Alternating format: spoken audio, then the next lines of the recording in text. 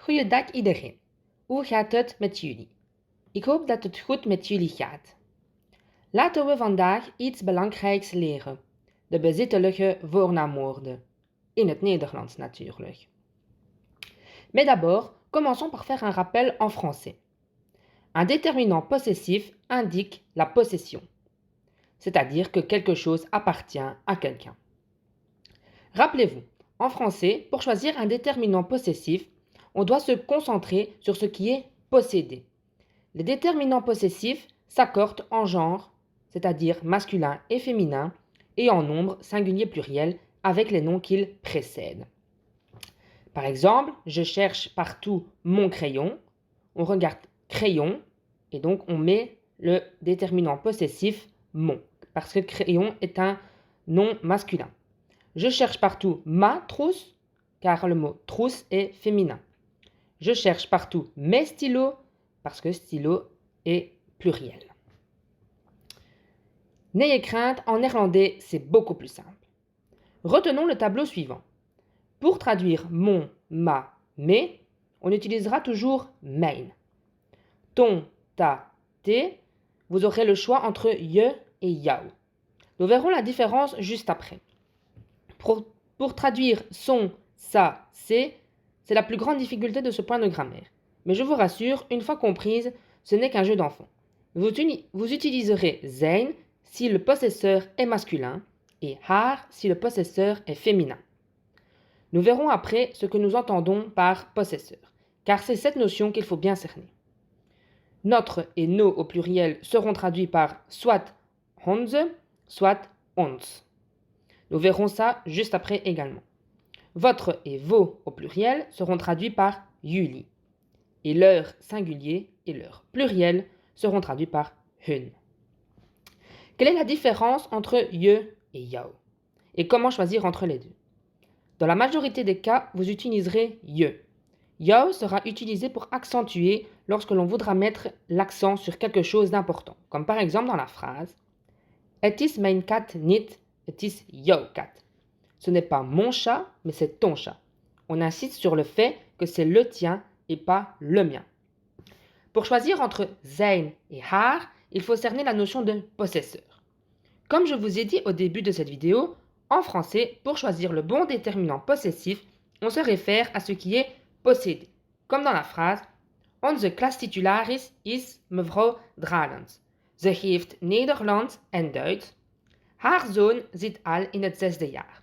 En français, ça donne Notre titulaire de classe est Madame Dralens. Elle donne le cours de néerlandais et d'allemand. Son fils est déjà en 6e année. Regardez en français. On a mis son fils, car ce qui est précédé, le mot fils, c'est le sien, donc il est masculin singulier. Voilà pourquoi on a choisi le déterminant possessif son. En néerlandais, on ne se base pas sur ce qui est possédé, mais sur celui qui possède. Le possesseur, c'est-à-dire. Ici, le possesseur, c'est mevrouw Dralens. Donc, comme c'est une femme, on dira haar zoon, c'est son fils. Posez-vous comme question, c'est le fils de qui?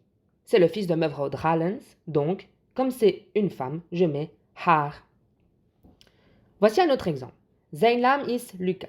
Zijn zus heet Anna. En français, ça donne son nom est Lucas, sa sœur s'appelle Anna. Comme l'exemple précédent, en français, nous avons choisi cela parce que l'on se réfère au mot sœur. C'est sa sœur, et comme sœur est féminin singulier, on a choisi le déterminant possessif sa. Mais en néerlandais, on se réfère à celui qui possède. Et comme celui qui possède est un garçon, Lucas, dans notre exemple, je vais donc mettre zijn. En résumé, pour traduire son, sa, c'est, vous regardez le possesseur qui possède. Si cette personne est de nature masculine, vous devrez utiliser zijn. Et si cette personne est de nature féminine, vous utiliserez haar. Vous devez vous référer au possesseur et non à l'objet possédé. Finalement, pour traduire notre et nos au pluriel, nous avons également deux possibilités. Mais comment choisir? Comparez ces deux exemples. We zijn met 23 in onze klas. Het is ons huis. Vous avez trouvé? Pour choisir entre les deux, il faut cette fois-ci regarder si la chose possédée est un de word ou un het word. Dans ce cas de figure-ci, nous avons choisi onze parce que le mot classe est un de word. Het is ons huis, nous utilisons ons car le mot huis est un het word. Donc, vous utiliserez onze plus un de word et ons plus un het word. Un petit résumé avant la fin? Alors, mon, ma, mes seront toujours traduits par mijn. Ton, ta, tes seront toujours traduits par je, sauf dans les cas où l'on voudra mettre l'accent sur quelque chose d'important. Dans ces cas-là, vous utiliserez jou. Son, sa, ses seront traduits par zijn lorsque le possesseur est masculin et par haar lorsque le possesseur est féminin. D'où l'importance de se concentrer sur le possesseur et non sur la chose possédée. Notre et nos seront traduits par onze s'ils précèdent un de word et par ons s'ils précèdent un het word. Votre et vos seront traduits par jullie. Et finalement, leur et leur au pluriel seront traduits par hun. Voyons ensemble quelques exemples. Tot wie behoort die kat? À qui appartient ce chat? C'est mon chat, het is mijn kat. C'est ton chat, het is je kat. Ce n'est pas mon chat, mais c'est ton chat. Het is mijn kat niet, maar het is jouw kat. On insiste sur le fait que c'est le tien et pas le mien. C'est le chat de Simon, donc c'est son chat à lui. Je regarde celui qui possède, c'est Simon, donc j'utilise zijn. Het is zijn kat.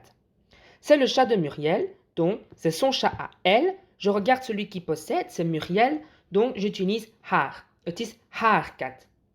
C'est notre chat, het is onze kat. Et pourquoi pas ons? Parce que le mot kat est un de word.